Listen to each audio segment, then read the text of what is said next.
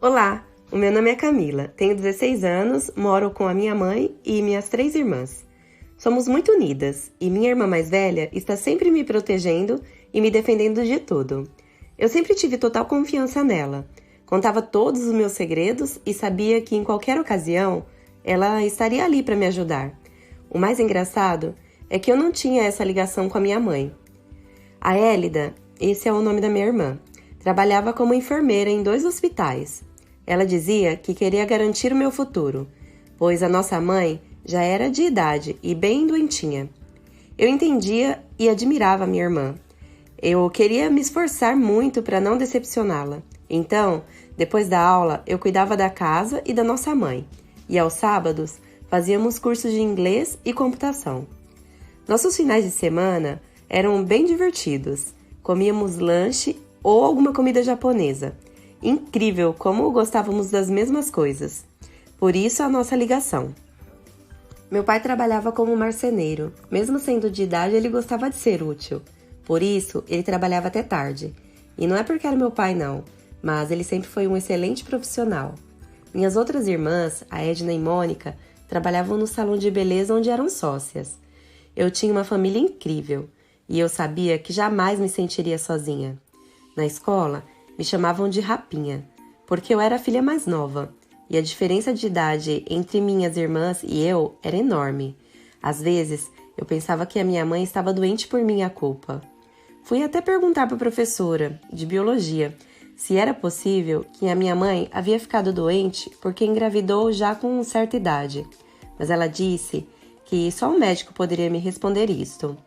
Eu queria perguntar para minha irmã, mas eu via que ela sofria demais por algo e não me contava. Mas eu decidi não perguntar, porque eu sabia que um dia ela iria se abrir comigo. De vez em quando, eu via ela e minha mãe conversando baixinho, como se não quisessem que as pessoas ouvissem. Confesso que tinha curiosidade de saber o que elas falavam. Teve um dia que eu entrei na cozinha e percebi que elas mudaram de assunto.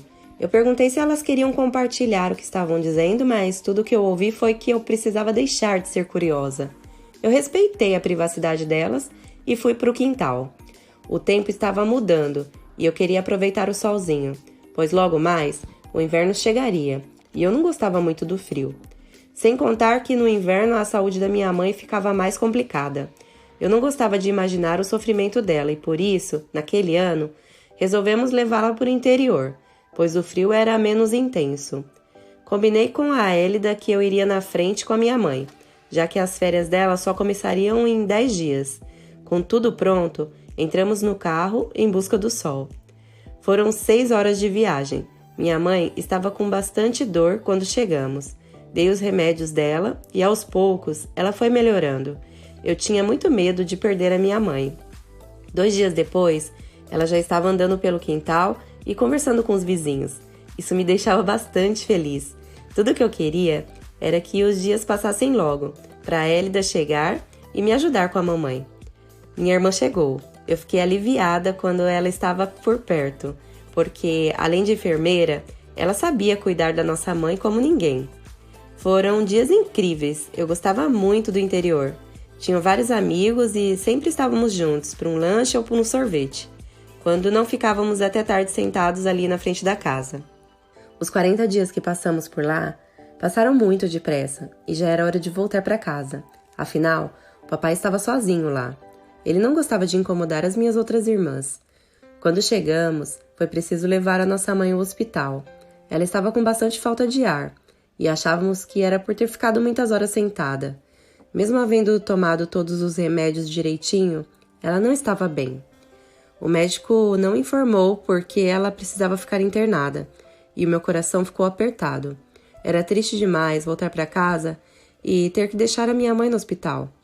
Mas o meu pai ficou lá com ela e a gente precisava descansar um pouco. Assim que amanheceu, voltei correndo para o hospital, pois eu queria ficar com ela, já que o meu pai também precisava descansar e a minha irmã precisava voltar para o trabalho. O estado de saúde dela era bem delicado. Eu estava bastante preocupada, pois eu nunca tinha visto uma mãe daquele jeito. Eu fui para o banheiro e chorei escondido. Quando eu voltei, ela me chamou. Ela disse que precisava me contar algo, que eu precisava ser compreensiva, mas quando ela começou a me contar, a enfermeira entrou e disse que ela ia fazer alguns exames. Eu fiquei ali sentada no quarto tentando adivinhar o que ela queria me contar, mas por mais que eu me esforçasse, não consegui imaginar nada. O jeito era esperar ela voltar. A Edna chegou e perguntou pela mamãe. Eu falei que ela estava fazendo o exame e ela resolveu esperar.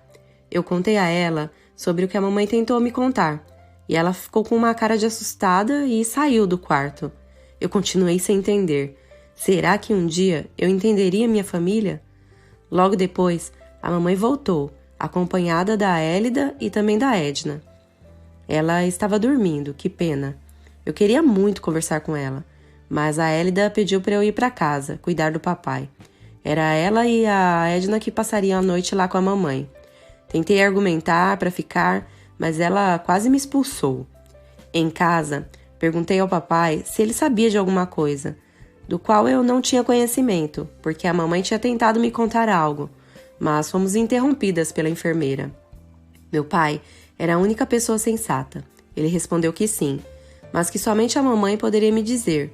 Então eu não insisti, pois sabia que ele não iria falar também. Eu tive que ir dormir, porque no outro dia as aulas de inglês iriam recomeçar. Para falar a verdade, eu não tinha cabeça para aquilo, mas a Élida disse que eu precisava ir e que depois ela me encontraria lá. A aula já havia começado e nada da minha irmã chegar. Comecei a ficar preocupada, mas logo chegou uma mensagem no celular dizendo que ela não iria, mas que me encontraria em casa.